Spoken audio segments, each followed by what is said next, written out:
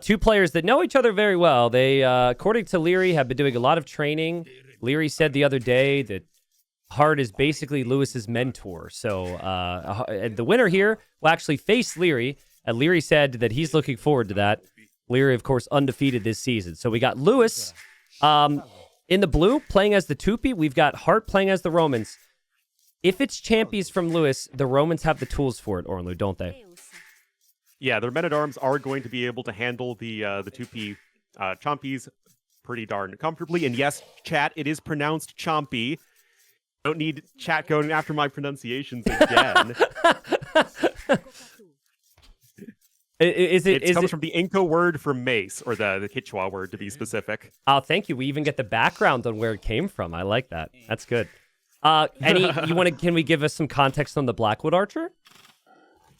So the Blackwood Archer is actually references the type of wood used by the Tupi archers, and they're big, heavy bows, which, funnily enough, was translated to be like the super cheap, weak archer, but they're basically big, heavy bows that the Tupi fired arrows with, and of course the poison darts using the poison dart frog.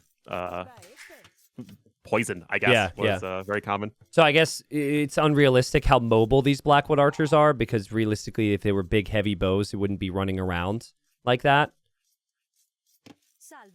Yeah, exactly. Okay, gotcha. But I think it fits in well with the Tupi and AoE too. And yes, it is Tupi technically, but we have to draw the line somewhere. Yeah. Well, I mean, Hearttt already prepping, because you just don't know, right? I think the one thing that we saw. The only thing that we saw when this DLC was introduced is the Tupi and the Muisca and the Mapuche. They were going to spam the Champies. The Chompies. Wait, Champy or Chomp, right? Chomp? It's like, I call him to do this. It's the Chompy, not the Champy. The Chompy. The Chompy. Sounds very bougie. Okay. Anyways, so that's what people were doing, is going for the early rush. And so Hearttt already has the preemptive Palisades placed just in case, but that is not what Lewis is choosing to do. And I think it is at the point where the other benefits of the Tupi should be what you should lean towards. The settlement, of course, which can act as an economic building for both the berries and the wood there. And then also the settlement will go over to the hill, which in theory could be for the stone as well. But it's probably just for the food. So Lewis taking the risk, and Heartt's going to do the same, which is actually surprising to me, because I think both of them I consider to be low-risk players for the most part. Yeah. But I like with the Tupi in particular is because you can garrison the villagers in the settlement. So if you're under attack, you can just hop right into it like a Khmer house. And unlike a Khmer house, they're pretty tanky, right? So no negative melee armor like the house has, 1,000 HP. It's not really as viable for a bunch of militia to run in and snipe it. So I think that it works out pretty well for the Tupi in this situation. Yeah, the issue for the Civ really is going to be the lack of options, right? You do have the Chompy, you do have the Archer follow-up, but you don't get a stable like the Romans do. So Romans could play infantry, they can play Archer, they can play Skirmisher, they can also play stable. So usually these Civs are balanced around doing very well at what they do. And still wondering what Lewis is going to do. And so I think we have our answer. He is going to go to stone. He is going to try Fast Castle Blackwood Archer here. Oh, that's interesting. I don't know if this is good, but it's cool. I can tell you, I died to it last night. It's insane. It's insanely strong. Oh, it is? Yeah, it's insanely strong. This is exciting. I mean, think about what a lot of these risky fast castles entail. Typically, you have a very cheap unit with range, right? So that's what the Blackwood Archer is. And yes, the weakness of the Blackwood Archer is you only have 20 HP, but in the hands of a pro player, you can get a lot of value from it. So I don't know, though. I've never seen it on slopes. So you obviously need the food. On Arabia, you could push in 4 deer. Here, you kind of have to commit to the settlement. But let's look at Heartt's scouting right now. Hearttt is just opening for what looks to be a scout rush. He doesn't see a stone. He actually sees what I would consider to be normal eco, with the villagers on wood and the villagers on the berries. So he does not know what's coming yet. He doesn't know, but he does not see the barracks. And I mean, I guess you could be thinking, okay, I just didn't happen to scout the barracks, but Yeah. it is still something that's worth considering. Is that okay? There should be at least some alarm bells going off. The Chompy here for Lewis will indeed see the stable coming in, so he knows it's just a very normal-looking scout opening for the Romans player. But you're going to need to do something a little bit more than normal when it comes to being able to apply pressure to this incoming castle drop. Lewis is really good at Vil fighting. And obviously, there comes a point where you do need to wall. Now Hearttt sees the stone, but the fact that you could hop in and out of the settlements allows good Vil fighters to just kind of fight back any early army and then just go in and out of the settlements. I actually think the series later today, Viper Tato, Viper is going to want the 2P. I think it's perfect for Viper's little quick walls, like little nerdy micro. And Viper's also been doing a lot of fast castles recently. But can Lewis get the timing right? He's going no army. Can he get to Castle Age without taking significant losses? That's the question here. Yeah, because if you get to Castle Age, Roman Scorpions should be literally one of the best things possible against the Blackwood Archers. It's rarely where that low HP of the Blackwood Archers can be a big issue, at least in my experience, is dealing with Scorpions. And here comes the forward tower, and it's going to be annoying, but because you have food in other areas of the map, it isn't as painful as this would be on Arabia. Yeah, but what I like about this for Hearttt is he's idling a lot of eco. Mm-hmm. You have to show some patience. You know the villagers can hop in and out, but you have to keep your army alive. And Hearttt still has the 5% greater efficiency of the Romans behind this, and he's got the shorefish locked down. But so far, no villager kills. Tower goes up. Lewis is on the way up. Lewis still has the stone. And now he loses his first villager. And indeed, going down there, not going to be ideal for Lewis, but the most important thing is that he clicked up to Castle Age. Yep. So as long as you're making it to Castle Age with this Phosphoru-esque build, that's really going to be... Okay, that's goal number one. Everything else is going to be bonus on top of that. Again, you need to make sure you have enough stone for your castle. You are almost there as Lewis. But not yet, and the Vils are going to be coming in here at the back, but no stone income until right now for Hearttt, means that tower is going to be slightly delayed. If Hearttt had an experience going towers and scouts, he's on stone earlier, and he has enough for the tower right now. That could be a big difference maker in this game. But Lewis is going to drop his own tower, and he's just repairing. And Hearttt still has never checked the other villagers in the north. He still does not know. That would be... I know they can save themselves inside of the settlement, but that's essentially 3 free kills, I would say. So risky for Lewis. Heartt's still adding the scouts. Heartt's still actively patrolling around. Obviously, Heartt's eco should be a lot more efficient here, though the res collected still somehow very even. And Lewis just doesn't have enough stone. He does not have enough stone to build that castle right away, which is what he needs. Yeah, and that's exactly what you're looking to do for Hearttt. And I mean, to credit Lewis, this is the exact sort of build strategy, whatever you want to call it, that you want to do against Hearttt in general. Yeah. You're forcing Hearttt to go out of his comfort zone. Hearttt is not a guy, even in the tower rush meta, didn't love going for the tower rush. But with the power of the market, all things are possible. And right now, that castle is coming in for those Blackwood Archers. Yep, and if Hearttt goes to attack there, whoop, right inside of the settlement, and then right back out. Without that, I think this is completely dead. Like, I think all the Vils are dead, but just being able to hop in and out, that change, as well as some of the other small flexibility options, has made the difference. And, I mean, the market's still up, which is critical to balance out your res. He could afford a settlement, which puts you onto wood and to gold. And the thing about the Blackwood Archers is when you pay for 1, you get 2. So pretty soon, he could be up to 2, 4, 6, 8 range units, and Hearttt is still in feudal age here. It is going to be tough, but the Blackwood Archers are not that cheap. They're, what, 35 wood, 45 gold, I think, or something like that.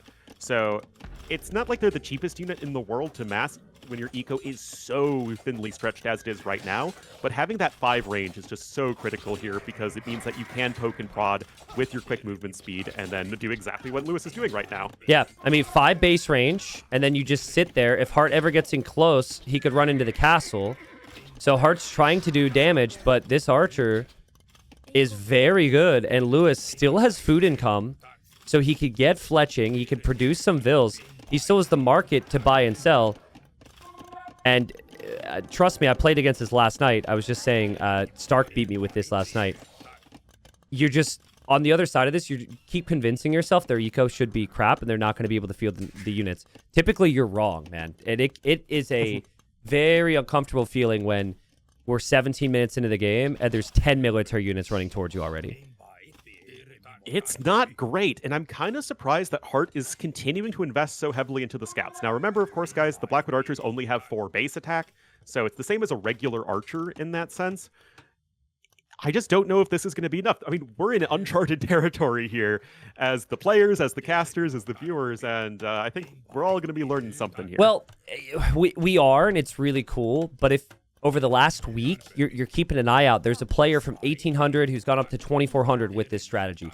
No Quam. Oh, really? People who are known doing this strategy, right? This is a thing. So I wonder if Hearttt recognized this was going to be potential.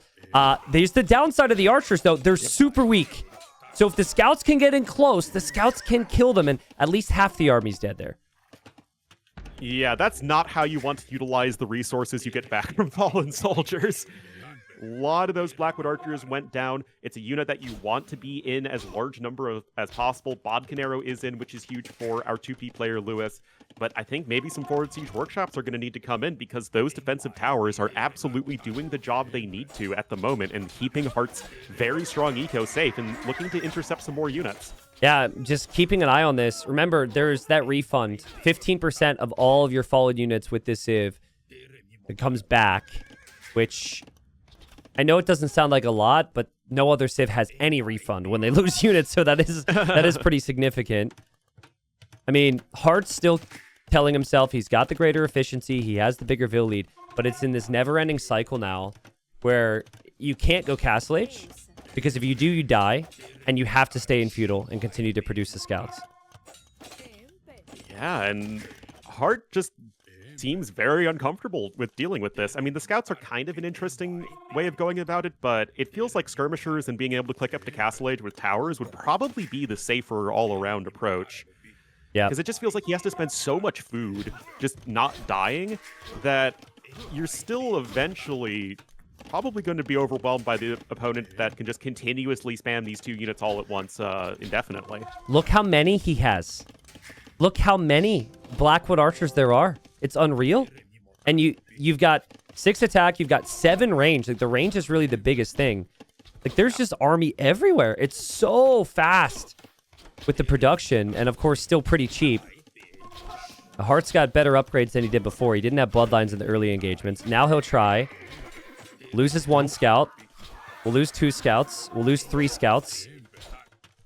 Yeah, I think that you're now getting into the position where the Blackwood archers are... Well, okay, they die real fast. I mean, look how quickly that engagement turns on its head. Yep. Not having +1 defense actually matters a lot here because you're going to be taking another hit to go down, essentially, with your Blackwood archers.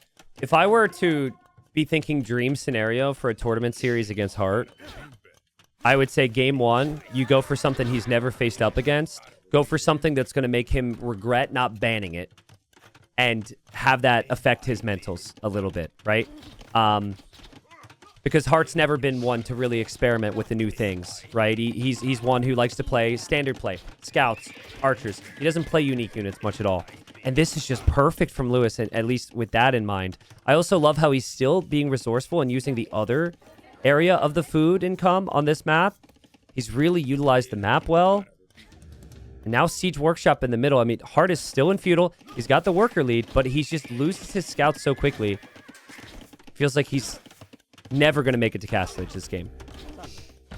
Yeah, it's one of those situations where technically Hearttt is both ahead in resources destroyed and in resources collected, but his opponent's units are so cheap, and you're getting a little bit of a refund from them, that you're just stuck.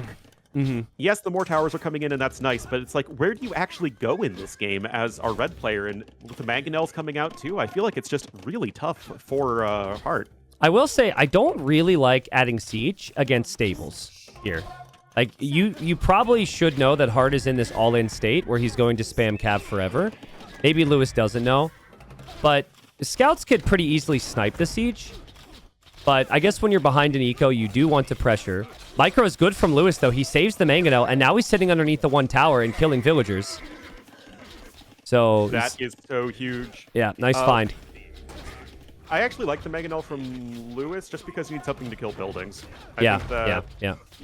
You're still all in. You still need to end the game very, very quickly. So, I mean, I get what you're saying, but I think that this is sort of a necessary move. But I like how he utilized it, where he sent a group of those Blackwood archers in at a different angle, killed several villagers, and now Hearttt is just in full-blown panic mode. Yeah, and Heartt's own buildings are blocking the pathing there, too, as he goes in with the scouts and has to delete his buildings.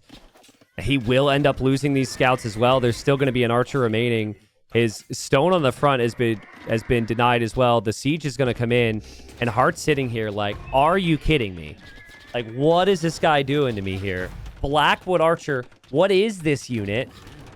And, well, only what it is it's a new reason for people to say the DLC is pay to win. It's no longer the Chompies. Exactly. Despite the non-tuple nerf of the Chompies that just came in. Oh, my goodness. But it's tough, right? If you're not familiar with how you should deal with something, it's generally speaking going to be easier to execute than it is to defend against.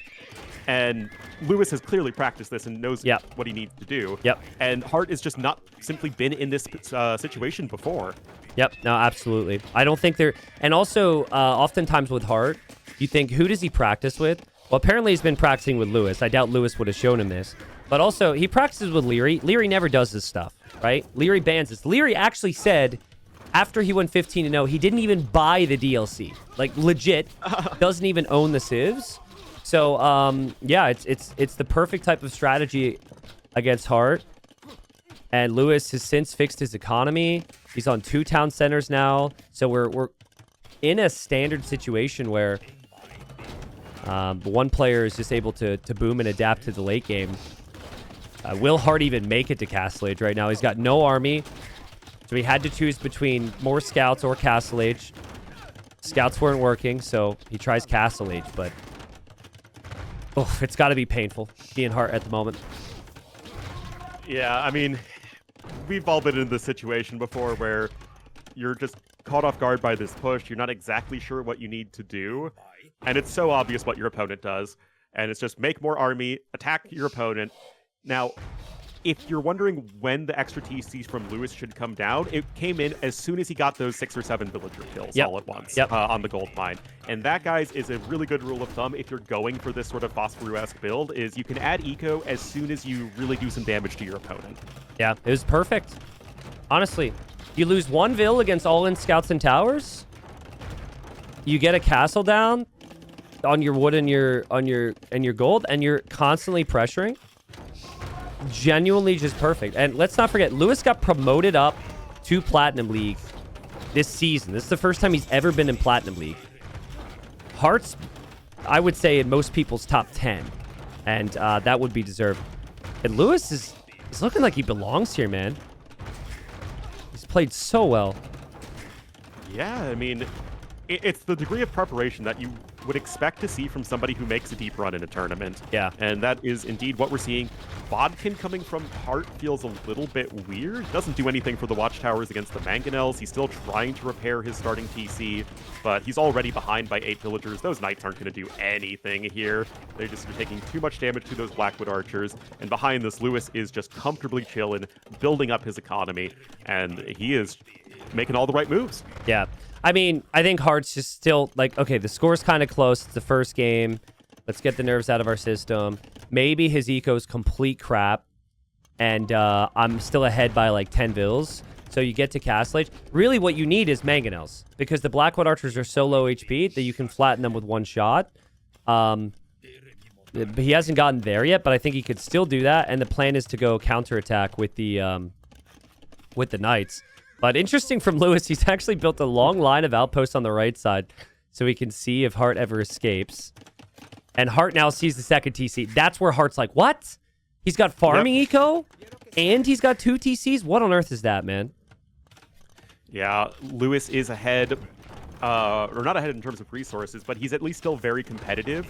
And the lead for Hearttt is in so many things that have already been destroyed or killed. A lot of the wood that Heartt's collected that could have gone into siege beforehand was spent repairing that town center. Yeah.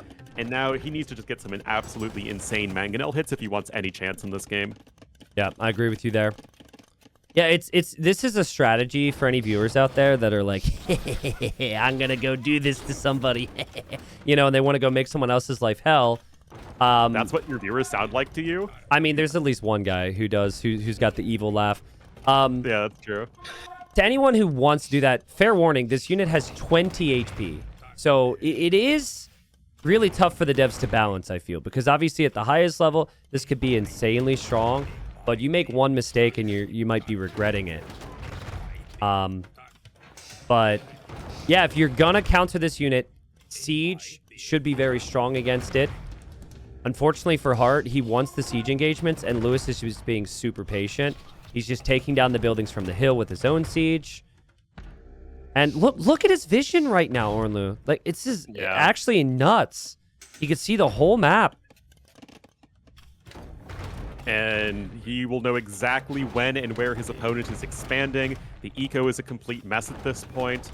Skirms as well are also extremely effective against those Blackwood archers just because they die in a few hits. But, I mean, if you're not winning the Mangonel Wars at this point, like, what do you even have going for you as Heartt? And right now, he is just as stuck as can be. Yeah, I mean, Lewis gets the Mangonel engagement on top of already having the archers. 3 town centers are up for him. And Heartt's just still sitting here. I mean, Heartt has just never been able to play the game that we know he is the best at, which is standard openings and adapt from there. He likes to control the game through military, expect what his opponent is sending his way, and just outplay. But there's been no opportunities here. And it's because Lewis has consistently controlled the game himself, but also shown patience here. Like, that's what separates the best players for me. Just to understand if you try and do more aggression right now, you're likely to make a mistake and to just back up. Yeah, and you don't need to win the game right now. You know your opponent is in a terrible position, so just don't throw, because your army's still extremely fragile, right? The last thing you want is to lose all of your Blackwood archers in a Twitch clip-worthy moment! Yup. I'm sorry. And I'm so sorry, Lewis. That's on me. That's, for the first time, we get to see what the weakness of this unit is.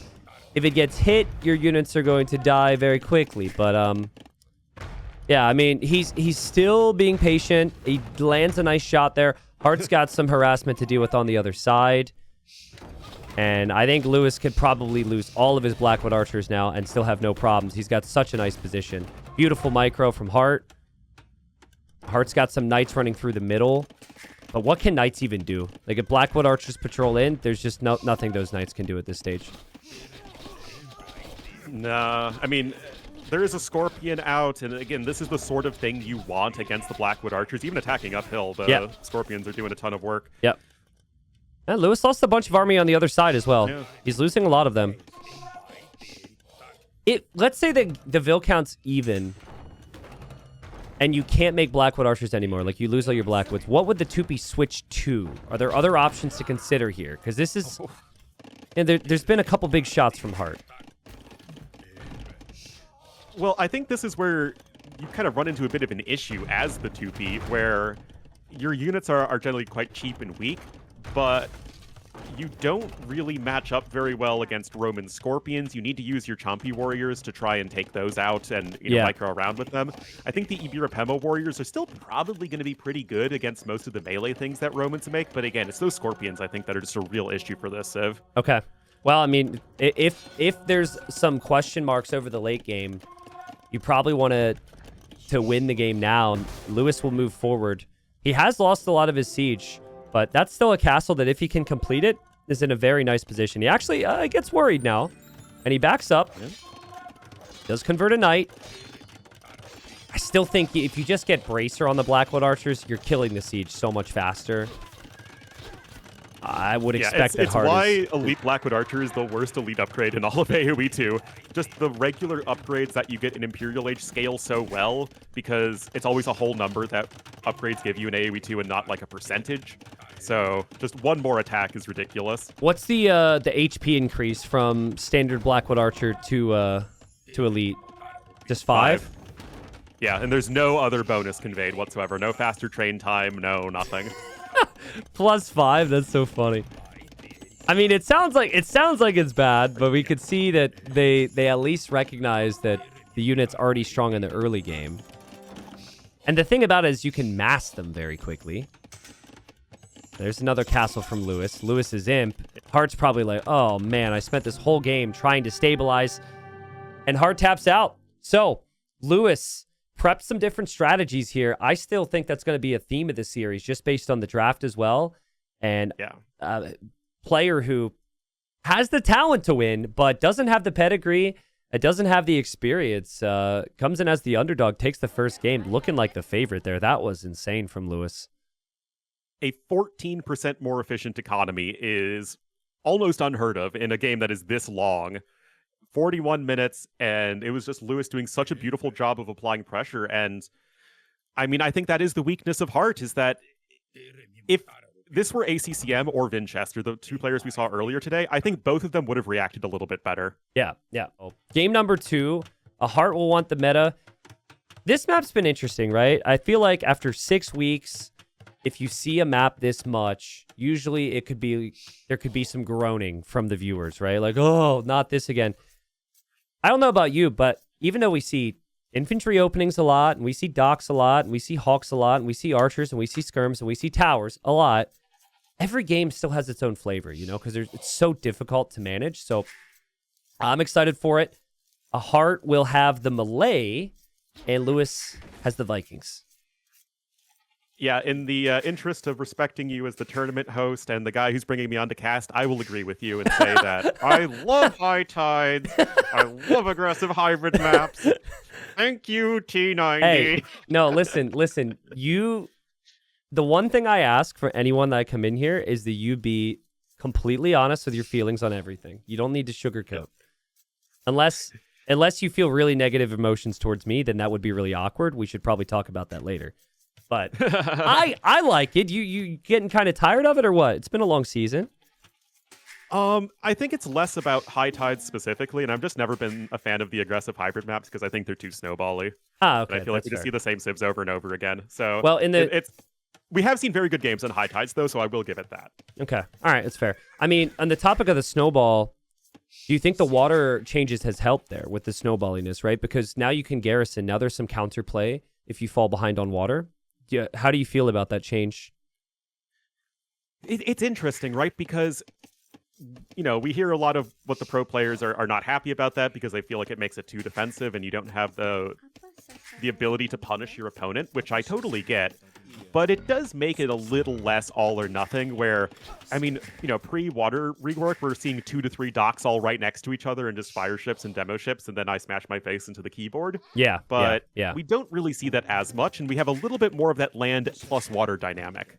Yeah, I really like the change. The fishing ship garrison change I actually really like. If I had my say, I would like to see the arrows do a bit less damage than they do right now.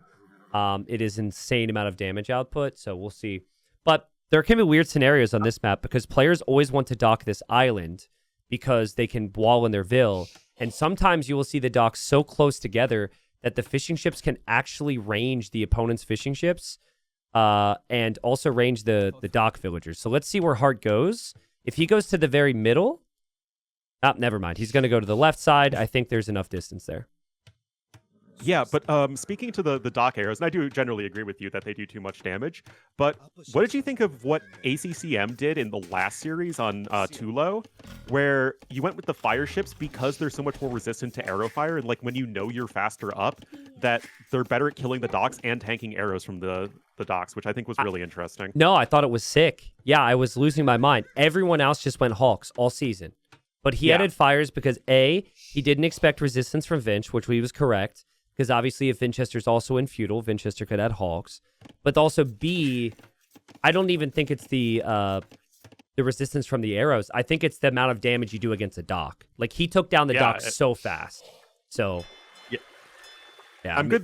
We're all AoE nerds here at Heartt, and we get excited to see somebody make Unit B instead of Unit A. But it was really cool. Well, no, it is cool. I don't know what it's like for viewers, but I find that the tiny details is really what makes me lose my mind in this game, right? The big fights. Oh, for sure. The big fights, okay, we saw some Blackwood archers die. That's cool. It's whoa, that's the more obvious thing. What really gets me excited, I'm like, whoa, wait a second. He had the same feudal age time, but he had 1 less on wood and 1 more on gold. so he could afford that next thing slightly faster. That's where my brain is at. It's like, oh man, what a play. That might be a little bit too specific for some of the viewers out there, but barracks for Heartt's about to complete. The scouting is going to need to be on point for both to see, will it be 2 docks or 1 dock, or will it be infantry, scouts, or archer opening? Yeah, there is at least a fair bit of variety at this point. Notably, though, Lewis was a little bit faster, and I will say, T90, it's nice to see Vikings again. You know, it's like they were a civ that is like the prototypical aggressive water civ, but they were only useful on islands and migration. Mm-hmm. But with the water changes, Vikings actually feel like they're good on the maps that they're supposed to be good on. I agree. I was very anti-Vikings getting fires because, you know, for years they didn't. But I agree. I've been happy with them. With their play rate, with their pick rate, it feels right to me. So, and I think for Lewis, to circle back to just the strategy side, he's going for something other than his opponent again, which means he might get punished, but I think he's, again, on point with trying something different than Hearttt. He sees the militia, he knows it's going to be man-at-arms, and he is playing in towards archer defense to counter this with his 5th fishing ship on the water. Indeed, the 5th fishing ship is on its way. So he's got exactly enough to garrison inside the dock as needed. We'll have to see if he wants to add in another one. But yeah, I mean, just good reactionary approach. I like the 2 back wood lines here for Lewis. So he seems pretty well set up to defend himself. I mean, to know it's man-at-arms and still not go for all the pre-walls, still track this in the whole way. Everything's very well calculated at a time where you don't have a lot of resources. Will he get the walls down in time here, though? Obviously, if he clicks it a couple times, yeah, that house right there. Like, that can so often be the difference between if an opening works or not. Well played there, and he will now attempt with more walls behind. And so far, it doesn't feel like Hearttt is going to be getting through here with his militia. In fact, the one actually pats in towards the TC. Yeah. This is where you're like, oh no, I'm going to lose the militia. And then like, your opponent doesn't notice either. And it's like, okay, that never happened. Don't worry. I mean, on water, it's still 1 dock for both. Start whacking away at the walls. And we'll have Hawks for both players. Bill count's going to end up being even. Scout is weak for Hearttt because earlier in the game he did run into the town center, which is a detail that I think everyone here will recognize probably is avoidable here. It's a fixed TC start. You know, roughly speaking, where your opponent's town center is. But Hearttt behind this, archer range, this is kind of what he wants, right? He forces a reaction from his opponent, and now he gets to set up the next attack. But the onus is still on Hearttt to actually make something happen. He did decide to invest into that men-at-arms upgrade after not being able to get in, so that's a very conscious choice there from our red player. And he is still going to be behind by a couple fishing ships, so Hearttt knows he needs to make something happen, and he is looking to try and do that. Interesting from Lewis, he actually canceled his Hulk, and now he's queuing galleys inside of his dock. Now, he'd have to garrison now. You'd easily lose your fishing ships if you don't garrison. And the multitasking means he still has to look elsewhere. So that's 2 fishing ships down, which is great for Hearttt. But in theory, you get to like 3 or 4 galleys here. You just win water yourself. And there's not an awful lot that Hearttt can do about it. But it's just so hard to micro on hybrid maps. It really is, especially with galleys. I mean, galleys are a unit you need to babysit. The Hulks and Fires, much less so. And yet, well, to be fair, you do need to pay attention to them at least a little bit. This is smart. It's smart, though. You put the galleys there and just sit them. Your dock protects your galleys, and your galleys protects your dock. It's really interesting. Hearttt will go. It's another utilization of the new interactions that we have on the water maps. Galleys coming on out, and the low pierce armor of the Hulk means that they will be shot down relatively quickly. Lewis is getting himself much better walled at home, and yet Hearttt still under no pressure. So Heartt's own eco with melee, very much capable of challenging the Viking economy, and it's not that bad. That's a really nice moment there for Lewis. Obviously, he gets pressured off the berries, which doesn't feel great, and he still doesn't have any kills. But the fact that he completes the mill means he can at least farm, which will be important now.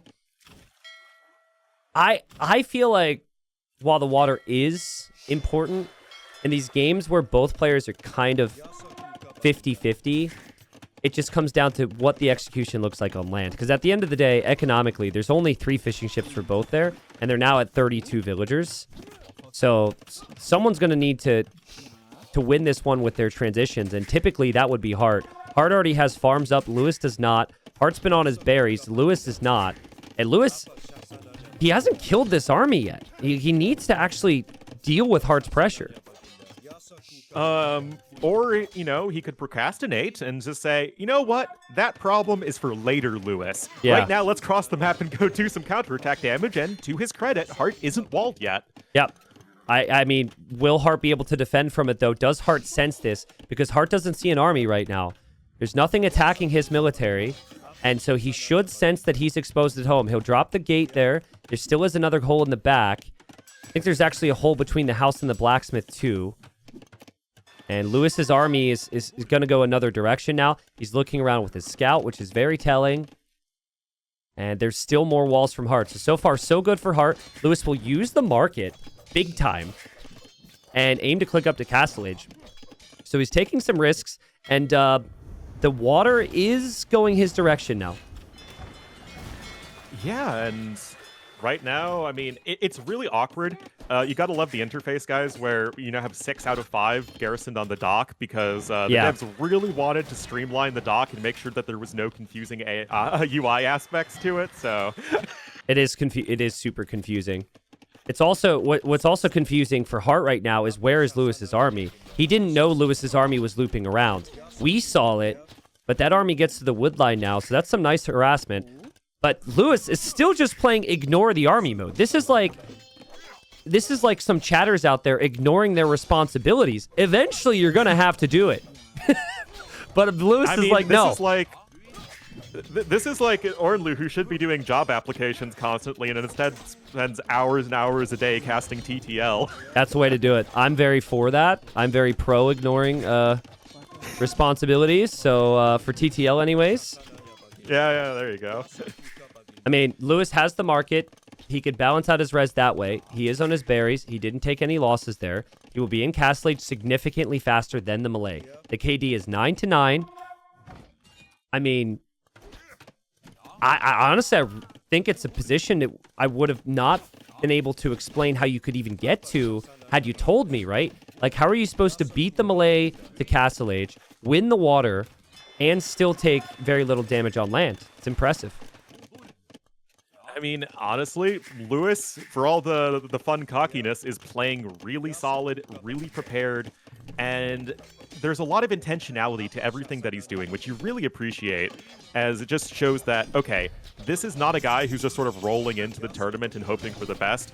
This is a guy who is like, I have a way that I know I'm going to beat Heartt, and I'm going to just execute it, and I think I can do it. He's prepared, and he's hungry. You can just tell with the way that he's played the tournament. He is very hungry and motivated, and he feels like he actually has the talent to be able to get the job done here. And in his predictions, he predicted he would go to the finals. Now, a lot of that could have just been for the content, right, and the memes, but I think it's a mix as well. Like, I think he honestly, like, I used to make this joke about Lewis like a year ago. Lewis would be extremely confident with what I considered to be very wrong moves. Yes. Right? I'm like, I'd never seen someone be so confident with moves that I disagreed with so heavily. But now it's like, obviously you got some big risks here and everything. But I really like the decision-making so far in the series. He's on 2 town centers. He's got an army running forward to Heartt's base. And Heartt has been struggling to get the damage here. And yet, Lewis doesn't really have any food income right now, which is not ideal when you're trying to expand your economy, although he was still able to afford those critical crossbowmen and bodkin upgrades. So I guess that is still going to be going well for Heartt, and he is going to catch right back up to Castle Age. Yeah, I honestly, as I was saying all of that, I was just expecting, because last I looked on water, Lewis had that locked down, and he doesn't now. I thought he would have a free fish boom soon. So great job from Heartt. Heartt will be in Castle Age after losing a couple villagers here. But Heartt back on Lewis's golds, and Lewis has had a lot of that. Moving off of resources. But the beauty of handcart is your villagers are so fast, you're very rarely going to have any issues with that. And that's just beyond the basic efficiency. Yeah, it's always been just such a ubiquitously useful bonus for the Vikings at this stage of the game. Still, you want more than 37 on wood and 6 on food. That is not an ideal eco balance. And neither is running your units right into the enemy skirmishers, so Hearttt able to take a better fight than he really should have been able to right there, even before the upgrades come in. Yeah, Lewis does what he can because he's gone too far, and he takes what fights he can, but yeah, well played to Hearttt. Very even game. Hearttt will drop the Siege Workshop. Hearttt really needs a market of his own to maybe get to the second town center. But this is where Hearttt thrives. Multiple armies. He's got skirmishers in the south. He's got the skirms and man-at-arms in the north. But it is a lot to manage. And he actually gets hit on both of them. Both of those armies, as we say it. Well, Hearttt is a very fast player, it's worth mentioning. It's not just that he has high APM, but he actually is one of the best multitaskers out there. Yeah. So, in general, that is certainly why he is a great player in these multi-army situations. Of course, again, as I say that, he takes another big mangonel hit, but it at least makes sense why he would choose to play that style. Lots on stone for Lewis right now. I wonder if his game plan is going to be Berserks here. Because the more I think about it, in this matchup, it might be one of the rare times where Berserks are actually fantastic. Mangonel from Lewis fires on the skirms and Hearttt sees it, ducks underneath it. But Hearttt doesn't really have the numbers to consider sticking around that engagement. And Lewis, 59 eco, 52 for Hearttt. Hearttt on 2 town centers. Both players still kind of fighting in the water, but I think we're actually reaching the stage where Lewis will have water locked down as well. Yeah, that is the only dock for Hearttt, and it will go down relatively soon, open up a bit of a fish boom potential here for Lewis. He can, honestly, already should start to add in some more fishing ships. Third TC here at the front. And yeah, this is certainly a matchup where Berserks kill basically everything that Melee does except for Arbalests. So if you can get to like that Berserk skirm composition, nice Mangonel hit there from Hearttt. Oh, that was huge. Actually got forced to cancel the TC. Yeah, that was huge. If that is a 50-50 trade, that town center's up for Lewis and he's completely fine. He's kind of expanding the wrong way here because he's ignored that army in the back for so long.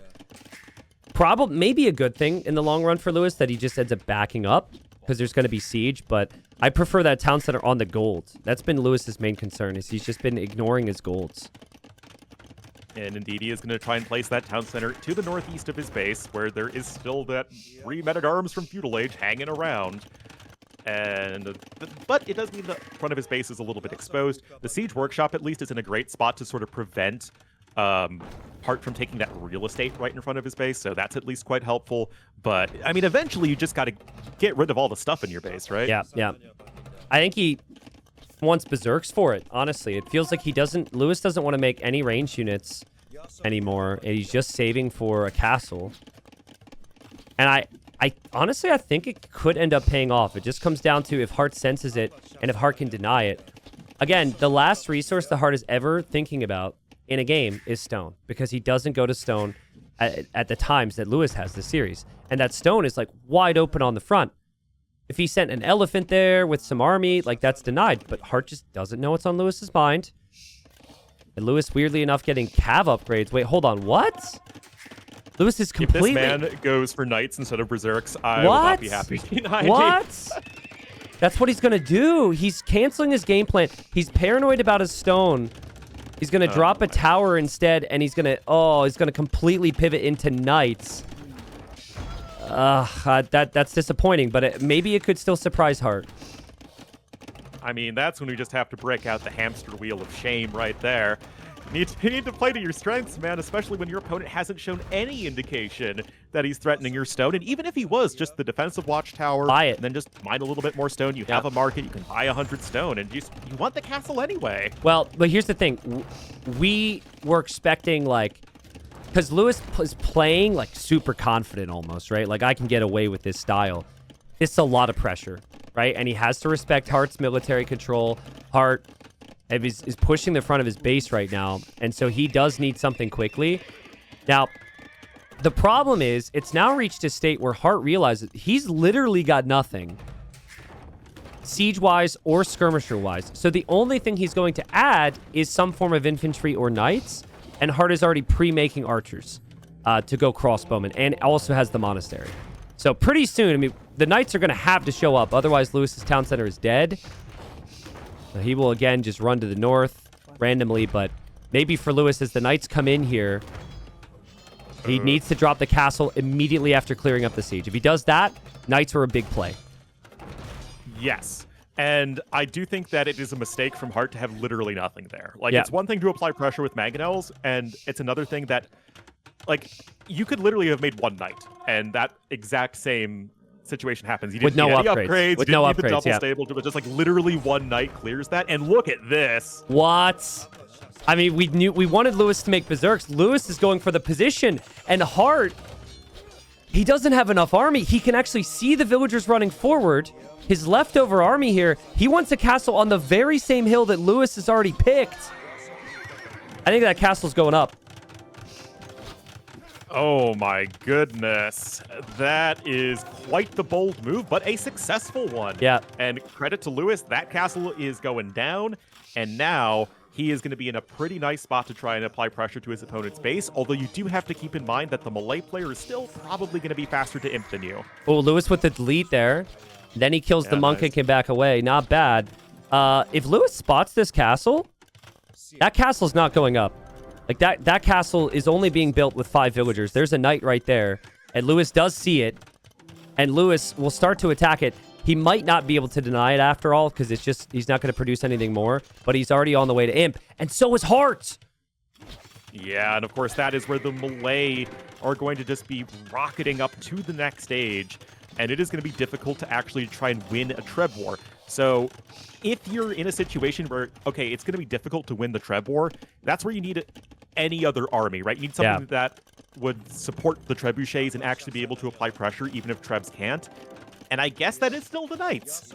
Honestly, I know that Hearttt didn't have the military with his mangonels, but it takes a lot of work to come back against the Viking eco when they have the fish boom. And it takes a lot of work to be in a position where this is still a very competitive game. Like, that Imperial Age time is unreal. He knows the Knights are around. The Knights do not scale long term.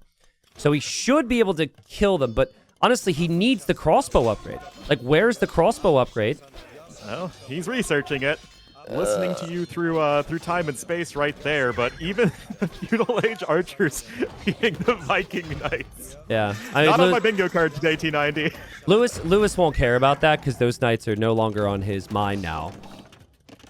But man, I thought Lewis was going to go berserks, then he's not going berserks. Now he's going to go range units, which of course makes sense against the crossbows.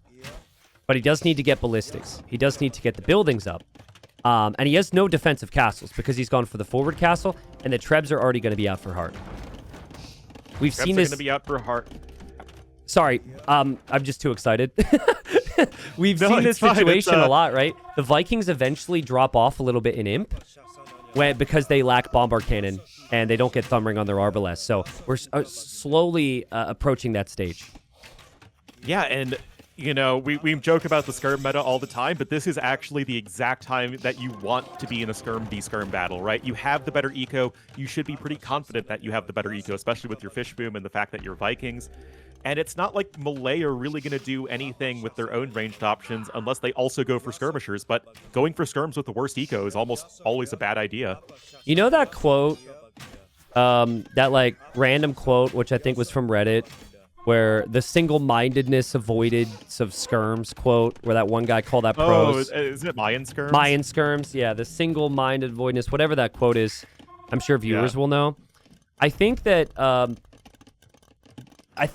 also there are sometimes instances where people just completely forget champions are available.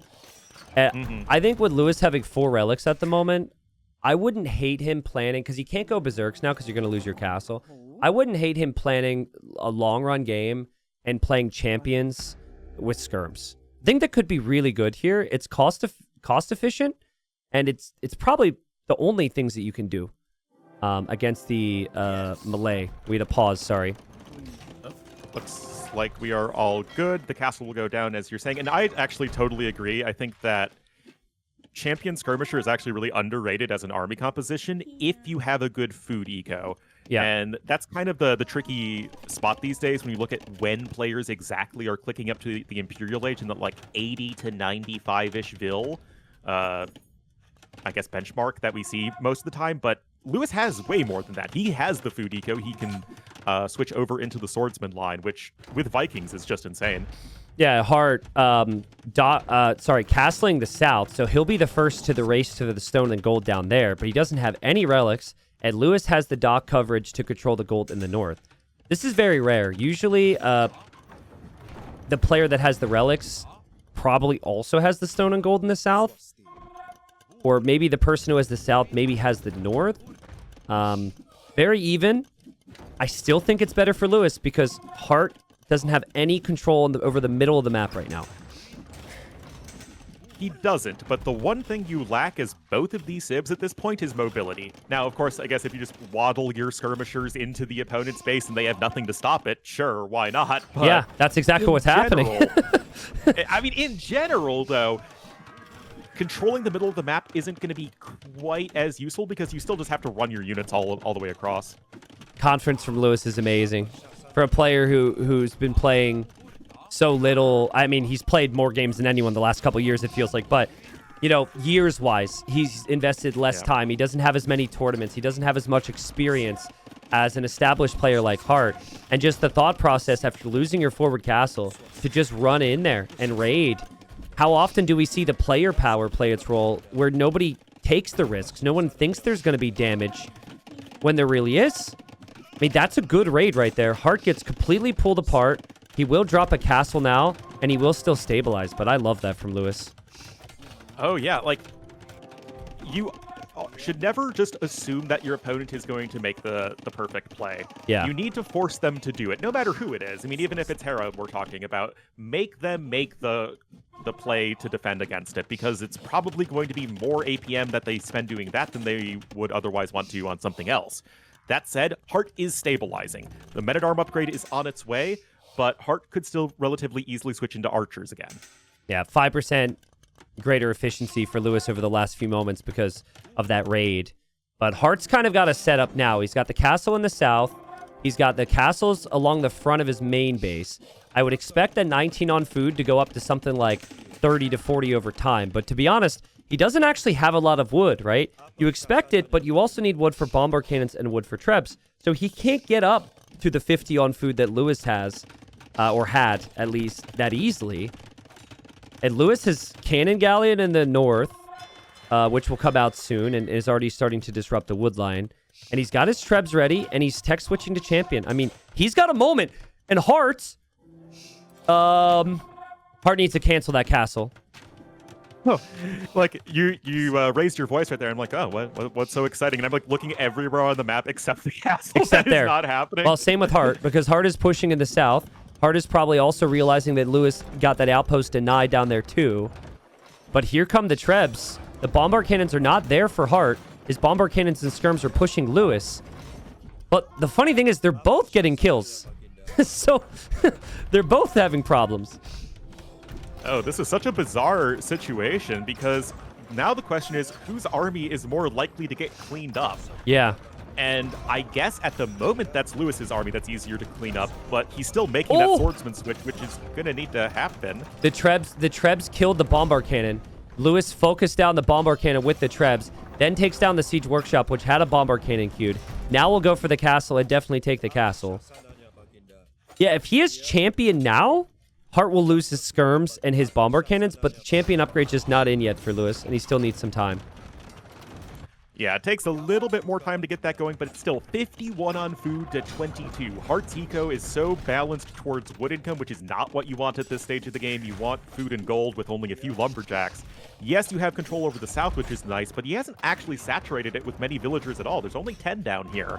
So that switch into arbs is going to be a lot more difficult than I think he really wants. Look at the barracks in the back from Lewis. Who is this player? Sneaky barracks to raid in the back. Outposts freaking everywhere. I mean, the confidence, man. The confidence with these trebs to move forward and to have the timing be perfect. The micro on it all as well.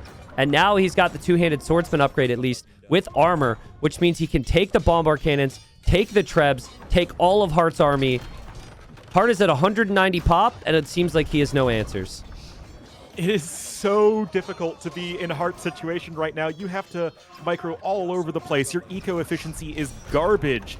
The Trebs are bombarding you at the front. You're getting cleaned up on the other side, and it's like, how do you get a good enough army? And you just can't, and that is GG. And Lewis is one game away from sweeping Hearttt. Dude, I mean, Lewis has just played insane, man. He played insane. Again, both games, just clear examples of someone who is so completely prepared for A, what you typically do on the map, right? And then B, how you can counter it, how you can find ways of playing otherwise. If I were to describe game number one, what do? You go scouts and adapt, right? Obviously, he smashed that with the Tupi.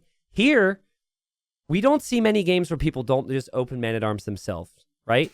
But it's not. He didn't go man-at-arms. He went double lumber camp. He played defensive. He also had this weird situation, and it did get him into trouble, but he was counter-attacking Hearttt instead of reacting to Heartt's army. Like, Hearttt had that army in his base nonstop, and he just, like, kind of ran away from it. He just dropped TCs.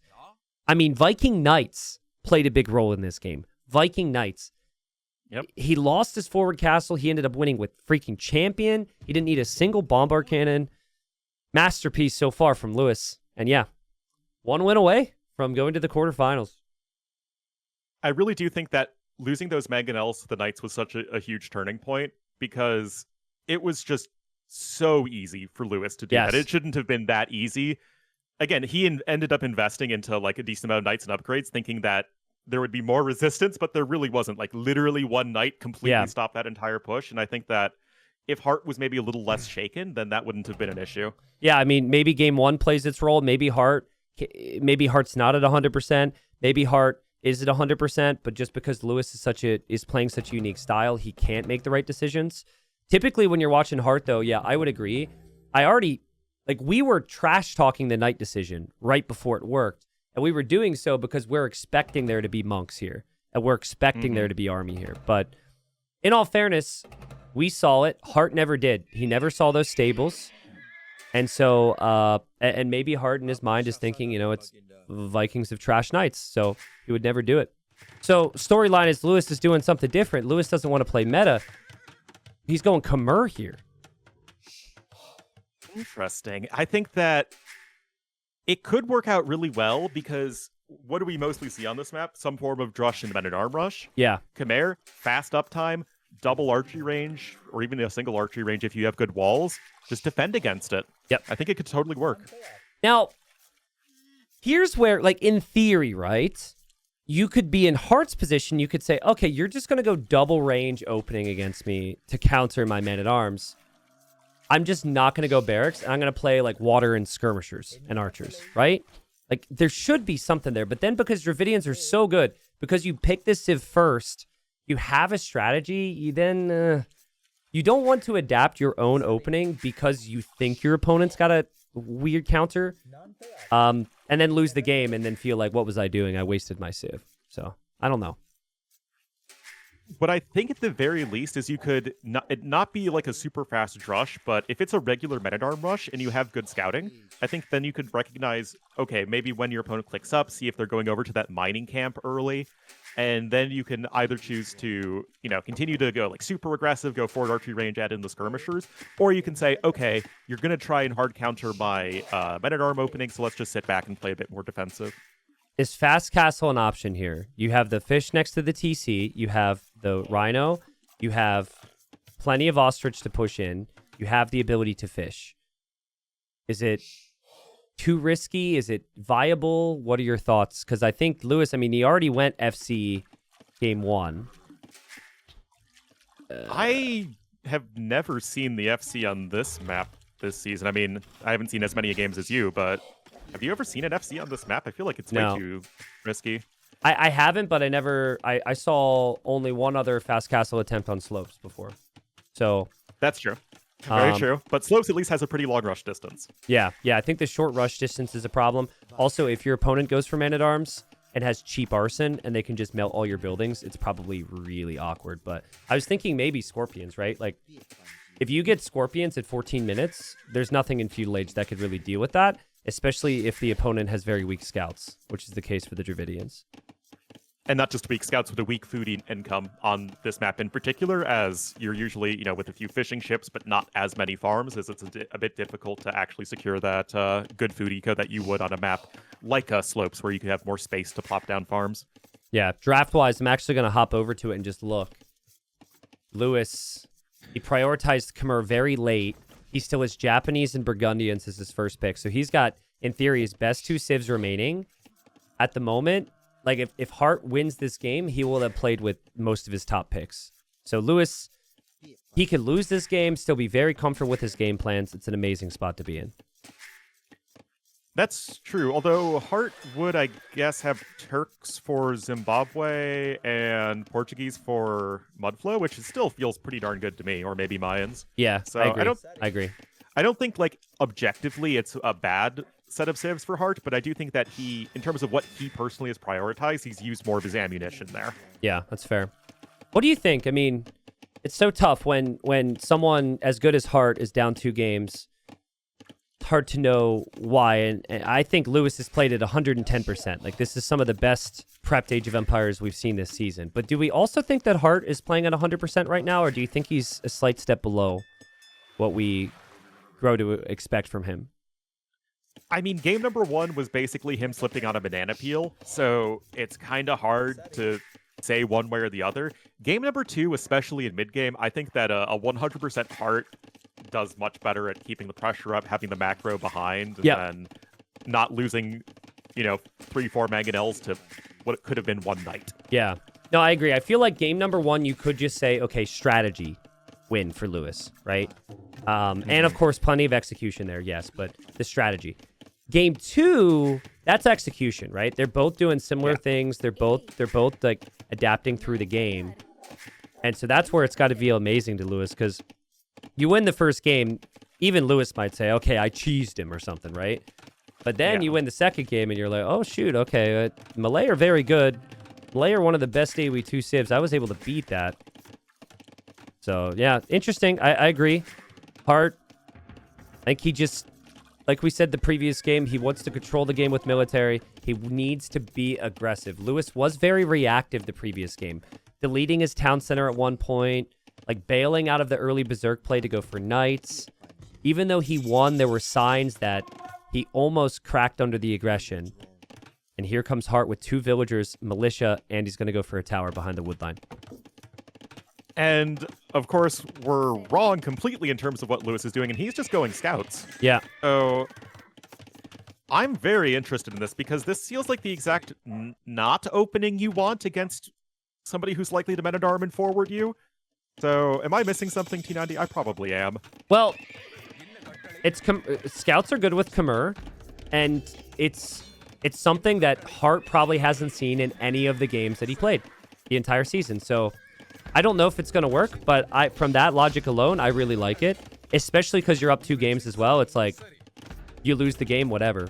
But, what it does do is it does mean that Hearttt is going to have to defend himself a whole lot faster. Like, typically, you're going to have some time to add a little bit of army at home, but the scouts could get there almost immediately. And so far, Lewis defends with his own tower. Hearttt bails on his tower. Hearttt actually bails on his tower at 66% as well. So if Hearttt deletes that, he won't have enough stone for a tower at home. And the man-at-arms have done nothing. Like, absolutely nothing. And to be fair, one of the advantages of opening scouts, which, again, is something we just don't really see often on this map, is that you're not on gold. So the amount of area that you need to defend is significantly less. Lewis is up to 6 fishing ships at this point, so again, this is clearly a prepared build where Lewis is not at all autopiloting into what we typically see for this map, and thus far, it's looking great for him. Yeah. Again, we've seen dozens of games, dozens at this point, on every single map across all the leagues. I cannot remember a single scout opening. Everyone just went for exactly what Hearttt did. They went for the man-at-arms. They went for the mix of water and archers. We'll see if it works. Hearttt does have the spearmen out. Man-at-arms, looking for some value. They're going to go over to the gold there. It's a little close to the tower, but it's not close enough to the tower where he can't delay the gold for now. And Lewis is I think, going to try and run home with his scouts at the moment. Yeah, and this is, what we were saying, where you didn't have as much that you needed to defend before you went on to gold, but now Lewis says it's time to go gather some gold, but this is where the scouts come in, and Hearttt simply not able to have all of his army together. He's able to pounce before the rest of his units show up, and that is a beautiful cleanup there from Lewis. Also, I want to point out Lewis on 8 fishing ships. He's done that a lot this season. He really goes for the high fishing ship count. 8 fishing ships. He didn't have a single defensive ship. He will probably do that now. That's why him being on gold is important. But Hearttt forces some of those fishing ships to garrison. Lewis will flee with the other 2 to the north.